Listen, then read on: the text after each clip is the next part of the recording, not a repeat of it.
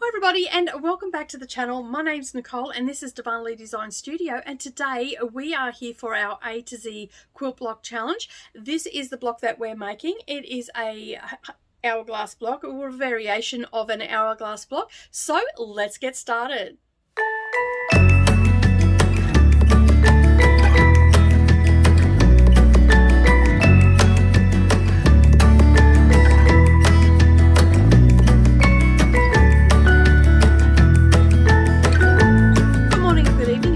Thank you for taking some time out of your day and clicking on this video to find out what it's all about. As I said in the intro, we are making an hourglass block or a variation of it.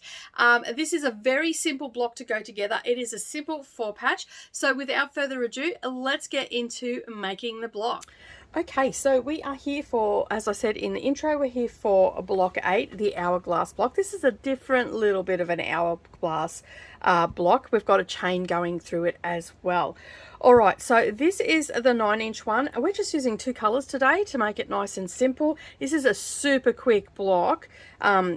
So you will be very pleased with this one. You'll be able to spit a few of these out. As always, we have our sheet for you to print off with all your cutting instructions. So I'm not going to go through sizes or anything like that. This week we have a 12-inch block that we're working on, and that's the one we're going to make today. And our 9, as usual, we have a smaller block there for those that like the smaller block. So this is the 9-inch block. As you can see, we're working with 2 colors and we've got a nice chain going through this. We've got the white coming into the center and the dark going to the outside. So pretty quick. It is a 4-patch, this one. So we are making some 4-patch, some half square triangles, and then we have 4 components to sew together. So super quick, super easy, not too many small pieces to deal with, especially if you're making the 12-inch one. All right, I'm going to set this one aside and then we are going to move on to making the 12-inch block. Now, a few other things that you're going to need are some pins. Of course, you're going to need our favorite pins, the fork pins that I like to use. You're going to need a pencil or a chalk marker to mark the back of your half square triangles, or alternatively you can use some of this tape here. I have that on my machine, you can see it just there, and I generally use that, but in videos I generally mark it because not everybody has that. You're going to need some thread snips, a rotary cutter, some best press to prep your fabrics before we start sewing, and then you will need your print off so you can know what to cut. All right, so get all that together, head off, cut out your fabrics, then come on back and we'll get sewing together. We are going to start with our half square triangles, make it nice and easy for ourselves, and all we're going to do is, like always, place our colored fabric down, and then we're going to get our lightest fabric. I'm going to place that right sides together. We're going to grab a ruler and we're going to mark corner to corner, just like so, and then we'll line up all our fabrics, make sure they're all lined up. Now we are working with a bigger piece, so at this stage I do like to put a pin in, and that's just going to hold it in place just on either side of that line that we just marked, and far enough away from it that you're not going to run over it with your sewing machine. So now what we're going to do, we're going to head to the sewing machine and we're going to sew either side of that line. But to save us a little bit of time, we're also going to get our squares and we're going to do a little bit of chain piecing. So you're just going to place these right sides together. On the side that you're going to sew, place a pin.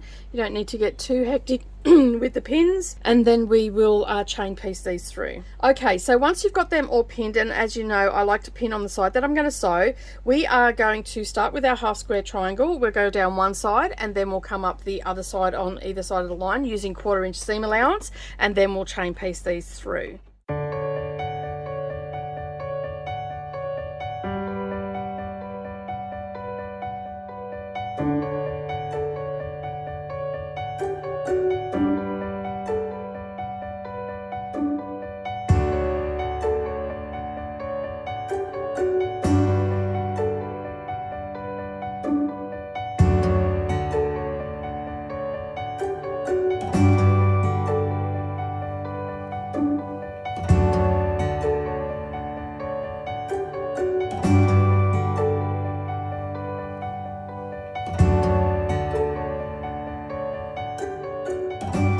Okay, so just set your half square triangle aside for a moment, and we're going to take our 4 patch, and I like to press mine open, but you can press to the dark side, that is entirely up to you.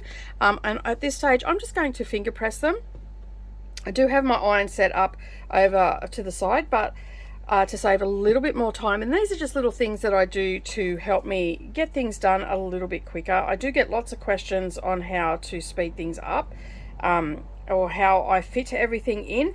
I have just developed some habits of finger pressing without going over to the iron, and it just ends up saving time, although sometimes pressing the seams open can take a little bit longer. Alright, so now that we've pressed those open, what we're going to do is we're going to do a 4 patch. Now you want your 4 patch to be opposite. Okay, so we want a blue fabric going on a white and vice versa. And then we're just going to get our fork pin after we've lined up those seams, and then we'll line up our raw edges. Set that onto the sewing machine for now, and then I'm going to do exactly the same thing for the next one, and then we'll quickly chain piece these through, and then that is our 4 patches done.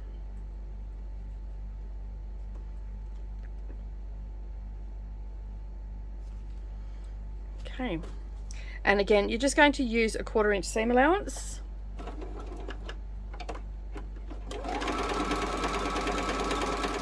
Okay, remove your pins and snip this open, and basically I'm also going to press it open as well, and I'm going to just get rid of this design mat, and basically we've got our 4 patches. So at this stage I'm going to press these open, and I will actually give them a press with the iron. That will set everything in place. There's our first 4 patch, we'll set that aside. Right, there's our second one. Okay, so now what we need to do is make sure that these are the right size. These should be measuring around 6.5 inches, and they are. If they're a little bit bigger, you'll need to trim them down. Okay, so they're good to go. They don't need any trimming whatsoever, so we can set them aside. So that means that our half square triangle needs to be 6.5. So we're just going to cut on that line, and then we have our 2 half square triangles, and then we're going to trim them down to 6.5. Okay, so once you've pressed them open, head to the ironing pad and just press that, set that seam, and now we're ready to trim up. Now your squares won't be as big as mine. I just had some scrap squares there, so I just grabbed them out. So mine are actually a little bit bigger than what they're supposed to be.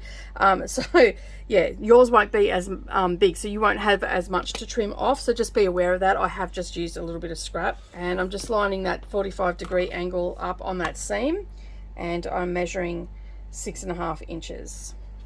Okay, and if you've got a 6.5 inch ruler, that makes it really easy to trim that up, and then you want to repeat that with the next one. And I'm just centering it in the center there, and then that way I can trim it up and it's nice and to size.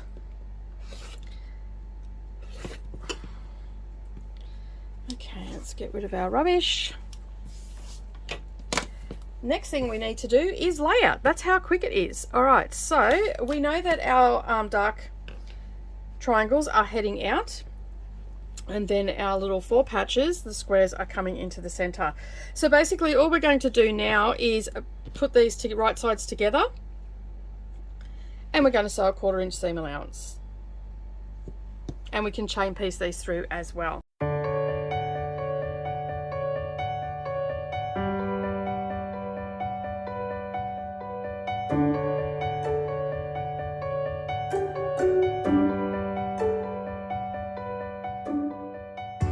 Once you've done that, you're going to also press your seams open again.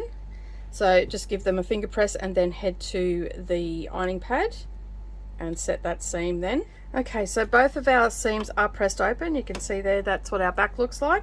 And now it's just, again, it's a 4 patch. So we're just going to line up our center seam here. We don't have to worry about any seams anywhere else matching up. It's just this center one we've got to focus on. So put them right sides together, making sure that they're all lining up really nicely, your seams, and then pop in your fork pin. If you don't have fork pins, there is a link down below where you can get them. They really are a game changer for piecing. I absolutely love them. They are my favorite pin, and I'm not a gadgets girl, so I like to use the bare minimums of things that I have in my sewing room, and a lot of time I don't go in for the gadgets, but these fork pins are definitely a game changer. All right, so we are working with a bigger piece. Now, if you're an advanced sewer, you'll probably be fine and you can just whip it through the sewing machine. Have your needle in the down position. That always helps with that as well. But you want to make sure that your raw edges are lining up. So for our beginners, we're just going to, where our four patch is, we're just going to pop a pin in there. And then we're going to do the same on the other side as well. That's just giving us a little bit more security when we're sewing that things aren't going to move. So then we're going to head over to our sewing machine. I'm just double checking to make sure that all of my seams are laying nice and flat. And then I'm just going to use a 1/4 inch seam allowance and stitch that down. Remove your pins and then one final press of that seam to press it open. And you can see all of our seams on the back are nice and flat as well. And basically we're going to give that one final press.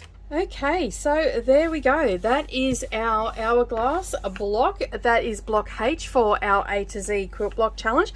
Nice and simple one for you today, but you can see how you could create something so beautiful with doing multiple of these blocks. It also works well for a scrappy one as well, using up all your scraps because they're just squares and we can always get a few different bits and pieces out of our squares. You don't have to do it in two-tone. You could do it in multiple colors through the chain. You could do multiple colors through here, because if you've got 4 blocks coming into one another, you're going to get a nice little scrappy hourglass block there as well.